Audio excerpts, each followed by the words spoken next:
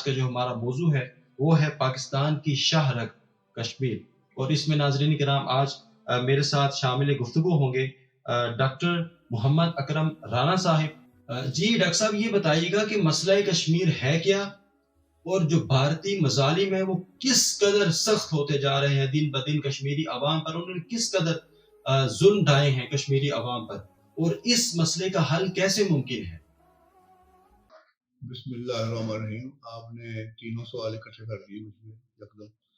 تو بہرحال بات یہ ہے کہ مسئلہ کشمیر جو ہے یہ ہمارا ایک دیرینہ مسئلہ ہے۔ پاکستان اور انڈیا کے مابین جو ایک تنازع ہے اور شروع سے جو ہے وہ ہے کشمیر کا مسئلہ، کیونکہ کشمیر جب پاکستان اور انڈیا کی تقسیم ہوئی تو کشمیر پر دونوں میں ایک تنازع کھڑا ہو گیا کہ کشمیر کس کے حصہ میں ہونا چاہیے۔ اوریجنلی تو ویسے یہ پاکستان کے حصے میں ہی آ رہا تھا، لیکن بعد میں لارڈ ماؤنٹ بیٹن نے ایک سازش کے ذریعے اس کو انڈیا کو دے دیا، لیکن بہرحال اس پر دونوں ملکوں کے مابین فوری طور پر جنگ بھی چھڑ گئی، اور اس پر پھر یہ دونوں ملک اقوام متحدہ میں UN میں چلے گئے۔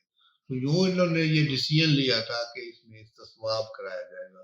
استصواب کا مطلب رائے شماری کرائی جائے گی کہ وہاں کے لوگ جو ہے نا کس ملک کے ساتھ رہنا چاہتے ہیں۔ یہ قرارداد جب پاس ہو گئی تو دونوں ملک جو ہے مطمئن ہو گئے، لیکن اس قرارداد پر آج تک عمل نہیں ہوا، اس لیے دونوں ملکوں میں جنگیں جو ہے نا ہو چکی ہیں۔ 65 میں بھی جنگ ہوئی ہے، اور بعد میں بھی کارگل کی بھی جنگ ہوئی ہے، اور یہ ایک نزاع ہے جو چلا آ رہا ہے، اور یہ ایک بلکہ فلیش پوائنٹ ہے پاکستان اور انڈیا کے مابین جو تجارتی تعلقات بحال نہیں ہو رہے، یا دیگر ایک نفرت کی جو فضا دنیا میں قائم ہوئی ہے، اور امن عالم جو ہے خطرے میں پڑا ہوا ہے، اس کی وجہ یہ کشمیر ہے۔ تو کشمیر کا مسئلہ جو ہے بڑا حل ہونا ضروری ہے، کیونکہ بھارتی جو ہے وہ انڈین جو ہے وہ ظلم بھی بہت کرتے ہیں۔ ابھی انہوں نے اپنے ٹروپس بھی وہاں پہ یعنی فوجیں بھی اتار دی ہیں، 30,000 کے قریب جو ہے نا انہوں نے ٹروپس وہاں پہ اتارے ہیں، اور ان کو کوئی آزادی نہیں ہے۔ مطلب بعض کا جیسے محرم آتا ہے تو محرم پہ وہ اپنی ایک جو جلوس ہوتے ہیں یا ان کی جو عبادت کا طریقہ کار ہے ہمارے اہل شیعہ حضرات کا، وہ نہیں کرنے دیتے۔ اسی طرح مسلمانوں کی جو نماز وغیرہ چیزیں ہیں ان پہ بھی وہ رکاوٹیں ڈالتے ہیں۔ تو یعنی ایک آزادی کی جو فضا ہونی چاہیے وہ نہیں ہے۔ ویسے تو پورے انڈیا میں ہی مسلمانوں پر ظلم و ستم ہوتے رہتے ہیں۔ آپ دیکھیں گے بابری مسجد کا ہو گیا مسئلہ، اور بابری مسجد میں بھی انہوں نے یہی کیا ہے کہ وہاں پہ جو ہے نا مسجد کی جگہ پہ مندر تعمیر شروع کر دیا، حالانکہ یہ کہیں بھی ایسا نہیں ہوتا، تو نہ ہونا چاہیے، کیونکہ آپ مسلمان بھی تو وہاں کا ایک حصہ ہے، وہاں کی شریعت رکھتے ہیں اور وہاں کے رہنے والے ہیں۔ تو اقلیتوں کا تحفظ جو ہے ویسے بھی اسلامی قانون میں بھی اور دنیا کے جو جتنے بھی قوانین ہیں وہاں پہ تحفظ ان کا کیا جاتا ہے۔ اس کا حل جہاں تک ہے وہ صاف ہے۔ دیکھیں جو فیصلہ اقوام متحدہ نے کیا ہے وہ اس کے مطابق قرارداد جو ہے جو پاس ہوئی ہے اس کا حل ہونا چاہیے، لیکن انڈیا بضد ہے اور اس نے وہ سارے قوانین ختم کر دیے ہیں، بلکہ اس نے اس کو اپنا آئین کو بھی چینج کر لیا اور اس کو اپنے ہاں شامل کر لیا ہے، اور سپریم کورٹ نے بھی اس کی جو ہے نا وہاں پہ وہ ڈیسیژن دے دیا ہے۔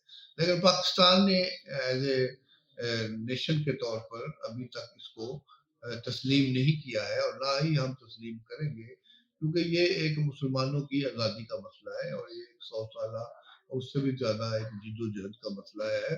تو اس جد و جہد میں ہماری تو دعائیں بھی ساتھ ہیں، اور ہمارا اگرچہ پاکستان اقوام متحدہ کے قوانین کا احترام کرتا ہے، اس لیے وہ کوئی ایسی جنگ میں بھی ملوث نہیں ہونا چاہتا ہے۔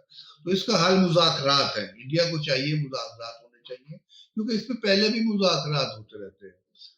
بھٹو کے دور میں جب ذوالفقار علی بھٹو وزیر اعظم تھے تو وہ شملہ پہ جا کے مذاکرات ہوئے، اسی طرح بارہا اس پہ مذاکرات ہوئے ہیں۔ انڈیا کے پرائم منسٹر بھی یہاں ایک دو دفعہ آئے ہیں، لیکن اچانک جو انڈیا نے پالیسی جو ہے نا چینج کی ہے، یہ مسلمان اصولوں کے خلاف ہے۔ مسلمانوں کو حق ہونا چاہیے کہ اگر وہ انڈیا کے ساتھ رہنا چاہتے ہیں بسم اللہ 100 دفعہ رہے، لیکن استصواب ہونا چاہیے، ان کی رائے لینی چاہیے، جبر کے ذریعے تسلط نہیں کرنا چاہیے۔ یہ چیزیں ہیں، ان کو جو ہے اقوام عالم کو بھی سوچنا چاہیے، کیونکہ دیکھیں اس وقت امریکہ سپر پاور ہے اور چائنا بھی ایک سپر پاور بنتی جا رہی ہے. تو ان پاورز کا مقصد کیا ہے؟ سلامتی کونسل کا مقصد کیا ہے؟ سلامتی کونسل کا مقصد یہ ہے کہ دنیا میں امن قائم کیا جائے. جب بڑے ہی مطلب ہے امن کے دشمن بن جائیں گے تو کیسے دنیا میں امن ہوگا؟ پھر یہ دہشت گردی جنم لیتی ہے، اس سے یہ اتنا ظلم و بربریت ہے جنم لیتا ہے. تو ان چیزوں سے اوائڈ کرنے کے لیے ضروری ہے کہ ایک طریقہ کار کے مطابق جو ہے دنیا کو چلایا جائے. جی بہت شکریہ سر آپ کا.